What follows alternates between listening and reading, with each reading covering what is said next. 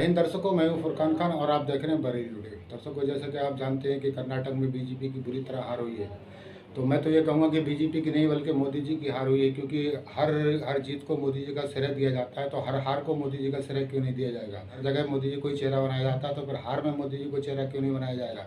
जैसे कि दर्शकों आपने देखा, जैसे ही बीजेपी हारी वैसे इस दलाल मीडिया ने प्रधानमंत्री का चेहरा हटाकर बीजेपी की पार्टी के नेताओं को चेहरा लगा दिया और हार का पूरा ठीक रहा बीजेपी के नेताओं को ऊपर फोड़ दिया। अगर यहीं पे बीजेपी जीत जाती तो ये कहा जाता है कि ये जीत मोदी जी की वजह से हुई है, मोदी है तो मुमकिन है।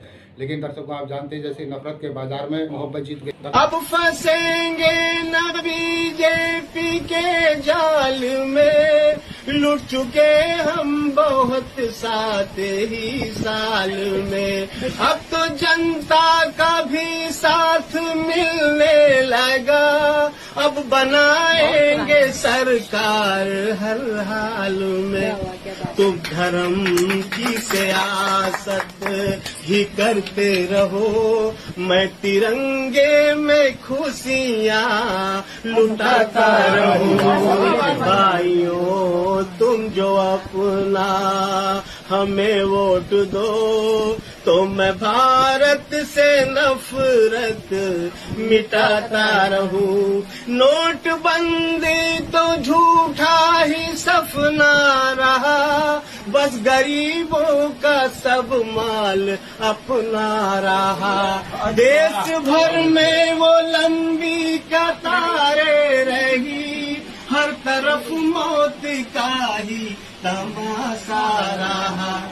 तुम तो हर दिल को जख्म ही देते रहे, मैं तो जख्मों पे मरहम लगाता रहा। भाइयों तुम जो अपना हमें वोट दो, तो मैं भारत से नफरत मिटाता रहूं। हम तो भारत के ऐसे ही सुल्तान हैं, सरहदों के तो हम भी निगहबान हैं। हमको नफरत के आंधी से यूं ना डरा, हम भी भारत के सच्चे मुसलमान हैं। तुम उजाले में आंसू बहाते रहो, मैं अंधेरे में सन्मा जलाता रहूं।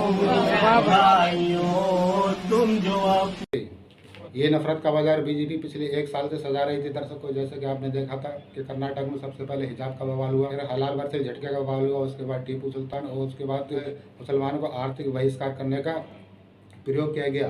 कहें तो पूरा 1 साल बीजेपी ने इसी में लगा दिया, नफरत फैलाने में। यहाँ तक के चुनावी रैली में जब मोदी जी को दिखा कि हमारी पार्टी बीजेपी या मोदी जी खुद कर्नाटक में हार रहे हैं, तब उन्होंने बजरंग दल और बजरंगबली का सहारा लिया और लोगों से कहा कि वोट डालो तो बजरंगबली का नारा लगा के वोट डालो। लेकिन फिर भी करने बीजेपी को नकार दिया, ये क्योंकि जनता जो है धर्म के नाम पर अब वोट नहीं देना चाहती। जनता को मालूम हो गया कि धर्म के नाम पर वोट देके कोई फायदा नहीं है। जनता को रोजगार चाहिए, शिक्षा चाहिए। रोजगार के सारे खत्म कर दिए, तो फिर मोदी जी कर्नाटक की जनता अच्छी तरह समझ गई कि धर्म की राजनीति अच्छी राजनीति नहीं है।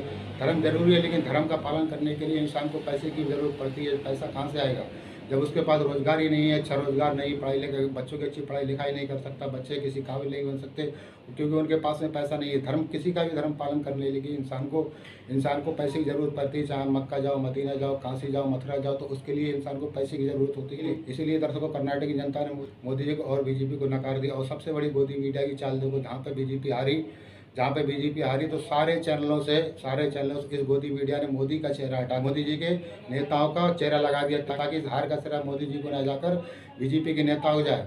और दूसरी तरफ जो कांग्रेस जीती है तो राहुल गांधी का चेहरा हटा दिया, क्योंकि जीत का श्रेय राहुल गांधी को नहीं देना चाहते। कांग्रेस पार्टी के नेताओं का चेहरा रख के अपनी डिबेट सजाकर बैठ गए।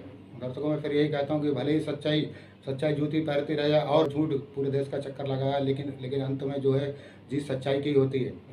दर्शकों, दूसरी खबर, जैसे कि आप जानते हैं निकाय चुनाव भी थे, सभी नगर पंचायतों में चेयरमैनी का चुनाव हुआ था। इसी में हमारी नगर पंचायत ट्रेन निजावत आती है, जिसमें बहुत सारे कैंडिडेट उठे थे। अब सभी ने अपनी पूरी ताकत झोंक दी थी चुनाव को जीतने की, लेकिन अल्लाह ने नवाजा हमारे इमरान भाई को। हमारे इमरान भाई के वालिद साहब मरहूम डॉक्टर निसार पूर्व चेयरमैन रह चुके थे और अब इमरान भाई को हीरा यावत खान की जनता ने चेयरमैन बनाया। सबसे पहले इमरान भाई का अपने यूट्यूब चैनल बरेली टुडे के तरफ से मुबारकबाद देना चाहता हूँ। इमरान भाई आपको बहुत बहुत सारी जीत की मुबारकबाद और हीरा यावत खान के सभी लोगों को भी मुबारकबाद देना चाहता हूँ जिन्होंने भारी बहुमत से इमरान अली खान को जिताया। और मैं इमरान भाई से एक बात कहना चाहता हूँ कि जैसे कि लगभग सभी चेयरमैनों को मालूम हो जाता है कि हमें किसने वोट दिए, किसने वोट नहीं दिए, कहाँ से हमें कम मिले, कहाँ से ज़्यादा मिले। तो मैं इमरान भाई से कहना चाहता हूँ कि अगर आप आगे फील्ड बनाना चाहते हैं तो सबसे पहले उन लोगों का काम करना जो कि लगे इन्होंने आपको वोट नहीं दिए हैं, क्योंकि अगली बार जब आप उठेंगे तो वो यही सोचकर आपको वोट देगा कि हमने इमरान भाई को वोट नहीं दिया था, फिर भी इमरान भाई ने हमारा काम कर दिया। तो अगर फील्ड बनाना है तो किसी का काम भी नहीं रुकना चाहिए जो कि लीगल हो, क्योंकि चेयरमैन जीतने के बाद में किसी एक खानदान या किसी एक पार्टी का चेयरमैन नहीं होता, बल्कि वही पूरे गाँव का चेयरमैन होता है। तो जहाँ भी जिसकी काम की ज़रूरत पड़े तो मेरे इमरान भाई फिर आपसे गुजारिश है, अगर आपको आगे इलेक्शन लड़ना है तो काम सभी का करना होगा। किसी का ये नहीं पूछे कौन से खानदान का है, कौन सी पार्टी का है, किसको वोट दिया, बगैर ये पूछे पहले उसका काम करें। इंशाल्लाह आगे आने वाले दौर में आपकी फिर अच्छी फील्ड बनेगी। और जितने भी जो हारे हुए हमारे भाई चेयरमैन हैं उन सबको भी ये सलाह देना चाहता हूँ कि हारने के बाद ये नहीं कहे कि उस पार्टी ने हमें वोट नहीं दिया, कि उस खानदान ने हमें वोट नहीं दिया, कि फला शख्स ने हमको वोट नहीं दिया। सब ने ये कहो कि हमको वोट दिया, अल्लाह को ये मंजूर नहीं था कि हम चेयरमैन नहीं बने। आगे मेहनत करिए, इंशाल्लाह 5 सालों में मेहनत करिए, जनता के दिल में उतरिए और आगे इसी तरह से चेयरमैन का इलेक्शन लड़िए।